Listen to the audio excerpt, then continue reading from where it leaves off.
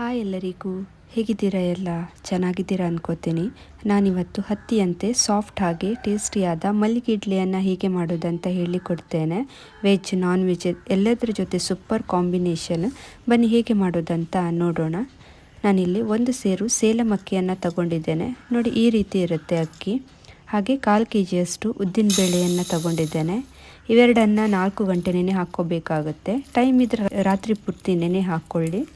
ಅಕ್ಕಿ ಹಾಗೆ ಉದ್ದಿನ ಬೇಳೆ ನೀರಲ್ಲಿ ಚೆನ್ನಾಗಿ ನೆನೆದು ಈ ರೀತಿಯಾಗಿದೆ. ಇನ್ನು ಇದನ್ನು 4 ಸಲ ಚೆನ್ನಾಗಿ ತೊಳೆದು ಕಡಿಲಿಕ್ಕೆ ಹಾಕ್ಕೊಳ್ಳಿ.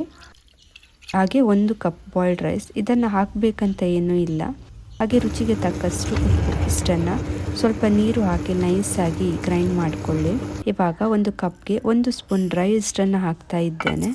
ಹಾಗೆ ಅರ್ಧ ಸ್ಪೂನ್ ಸಕ್ಕರೆ, ಸ್ವಲ್ಪ ಉಗುರು ಬೆಚ್ಚಗಿನ ನೀರು ಹಾಕಿ ಚೆನ್ನಾಗಿ ಮಿಕ್ಸ್ ಮಾಡಿ 5 ನಿಮಿಷ ಹಾಗೇನೆ ಇಡಿ. ಇವಾಗ ಹಿಟ್ಟು ಕಡೆದಾಗಿದೆ. ಸ್ವಲ್ಪ ಗ್ರೈಂಡರ್ ತೊಳೆದ ನೀರನ್ನು ಹಾಕ್ತಾ ಇದ್ದೇನೆ. ಹಾಗೆ ಮಿಕ್ಸ್ ಮಾಡಿ ಇಟ್ಟ ಈಸ್ಟನ್ನು ಹಾಕಿ ಕೈಯಲ್ಲಿ 5 ನಿಮಿಷ ಚೆನ್ನಾಗಿ ಮಿಕ್ಸ್ ಮಾಡಿ. ಹಿಟ್ಟು ತುಂಬ ತೆಳು ಮಾಡ್ಕೋಬೇಡಿ, ಈ ಹದದಲ್ಲಿ ಇದ್ದರೆ ಸಾಕು.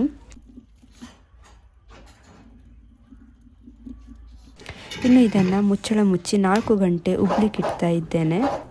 4 ಗಂಟೆ ಆಗಿದೆ. ಹಿಟ್ಟು ನೋಡಿ ಎಷ್ಟು ಕ್ರೀಮಿ ಆಗಿದೆ. ಇನ್ನು ಹಿಟ್ಟು ಹಾಕುವ ತಟ್ಟೆಗೆ ಈ ರೀತಿಯಾಗಿ ಸ್ವಲ್ಪ ಎಣ್ಣೆಯನ್ನು ಹಚ್ಕೊಂಡು ಹಿಟ್ಟನ್ನು ಹಾಕ್ಕೊಳ್ಳಿ. ಇದನ್ನು ಮನೆಯಲ್ಲಿ ಹಬ್ಬ ಇರುವಾಗ ಅಥವಾ ಸಣ್ಣ ಫಂಕ್ಷನ್ ಇರುವಾಗ ಇದನ್ನು ಟ್ರೈ ಮಾಡಿ ನೋಡಿ, ತುಂಬ ಚೆನ್ನಾಗಿರುತ್ತೆ.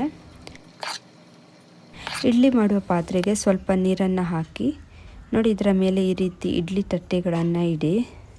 ಜಾಸ್ತಿ ಇದ್ದರೆ ಇದರ ಮೇಲುಗಡೆ ಇನ್ನೊಂದು ರೌಂಡ್ ಇಟ್ಟು 25 ನಿಮಿಷ ಸ್ಟೀಮ್ ಕೊಡಿ. ನನ್ನ ವಿಡಿಯೋನ ಇನ್ನೂ ಸಬ್ಸ್ಕ್ರೈಬ್ ಮಾಡದೆ ನೋಡ್ತಾ ಇದ್ದರೆ ಚಾನಲನ್ನು ಸಬ್ಸ್ಕ್ರೈಬ್ ಮಾಡಿಕೊಳ್ಳಿ. ಇನ್ಸ್ಟಾಗ್ರಾಮ್, ಫೇಸ್ಬುಕ್ ಪೇಜ್ನಲ್ಲೂ ಕೂಡ ಫಾಲೋ ಮಾಡಿ, ಸಪೋರ್ಟ್ ಮಾಡಿ.